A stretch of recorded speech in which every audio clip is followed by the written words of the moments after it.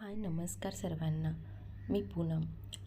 आज आपण जाणार आहेत आशियामधील दुसरे सर्वात मोठे व महाराष्ट्रातील पहिली सर्वात मोठे मंदिर जे आहेत नवी मुंबईमध्ये.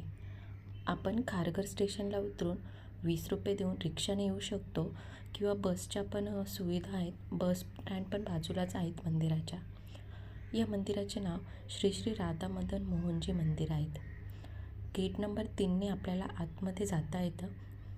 आतमध्ये गेल्यावर बाजूलाच चप्पल स्टँड आहे, तिथे आपण चप्पल काढून ठेवू शकतो आणि त्याच बाजूला हातपाय धुण्यासाठी पाण्याची व्यवस्था केलेली आहे. हे मंदिर 8 एकराच्या जागेमध्ये स्थापित केलेलं आहे. 15 जानेवारी 2025मध्ये माननीय नरेंद्र मोदींच्या हस्ते उद्घाटन करण्यात आले.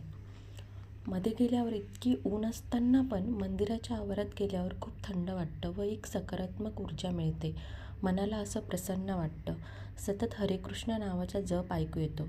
रांगेमध्ये आपल्याला दर्शन घेता येतं.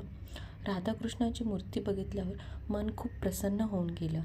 आतमध्ये बसण्यासाठी खूप मोठी जागा आहेत. सुमारे 8,000पेक्षा जास्त लोक यामध्ये बसू शकतात.